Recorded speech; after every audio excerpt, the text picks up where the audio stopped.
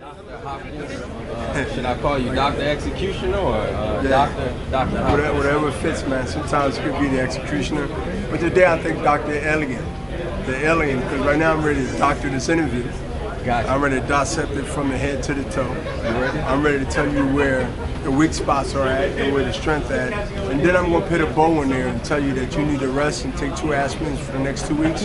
And then call me and make sure that you get your next subscribe or subscription to the Zone. I appreciate that. So which one is more significant for you, being inducted to the Nevada Boxing Hall of Fame or this doctorate that you just received? Can you reflect on how both of them mean a little something to you?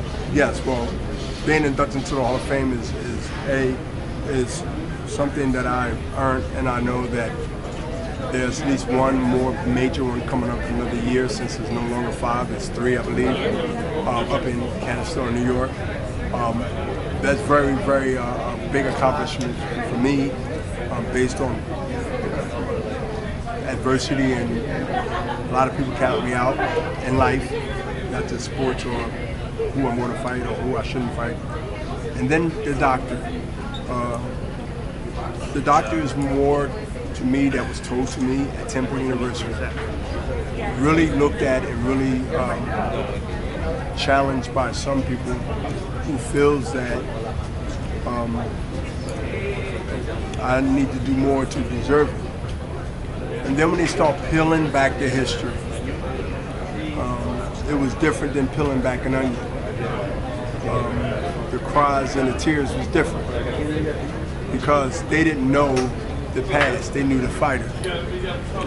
And sometimes when you know the fighter and you know the past, you never knew what I had to go through to get, even thought about being honored or getting an honorary degree. So I think that's more significant personally in my life, being, all right, Eric, get out of there.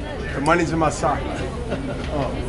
I think the money, sorry, I put it in my sock because I know you can't keep money in your pocket around here. I'm in LA.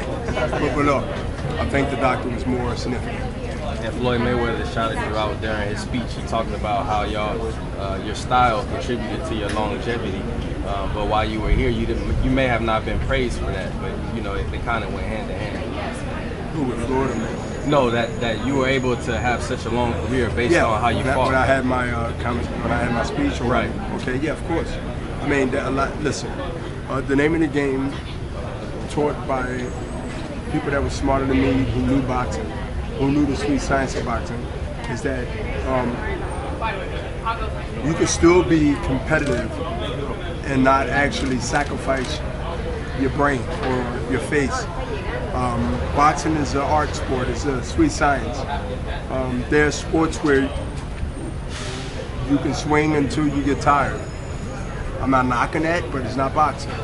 That's why you have other sports that it's about combat, but it's not boxing. And that's the separation of it. The reason I can be up here and articulate and have a conversation with the media, because this has become part of my job, is because I took less. And I didn't sacrifice just because. I sacrificed when I stepped in there. I sacrificed when I challenged every opponent.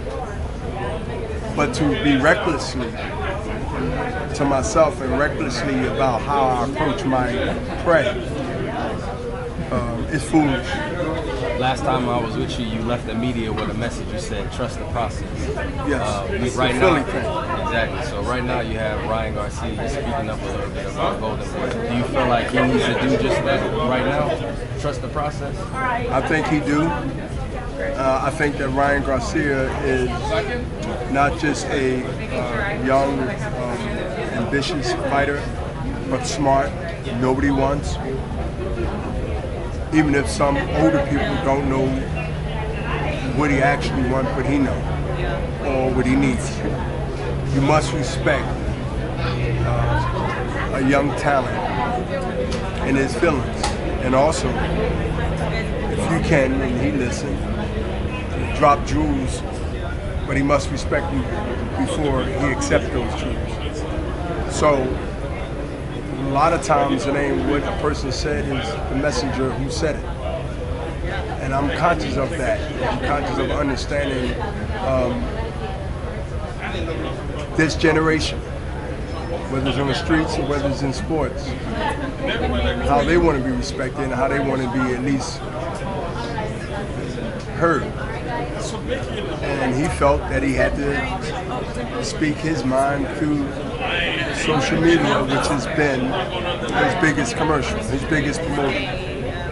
But also he learned to back it up when he got in the ring. But now that's behind, and I say behind, without getting into any serious details, he's still in our family. He will still continue to be in our family, and we still can support him. And just like family, and just like in any relationship, you have agreements and disagreements. But when it's all said done, you still has to be, for this time, in that same house, that same relationship, that same, I got your back, you got my back, and everybody do their part. That's not only for him, but that is for life, period. And once I accept and understood and stopped being naive to the facts, I've never seen anybody's penitentiary ever again.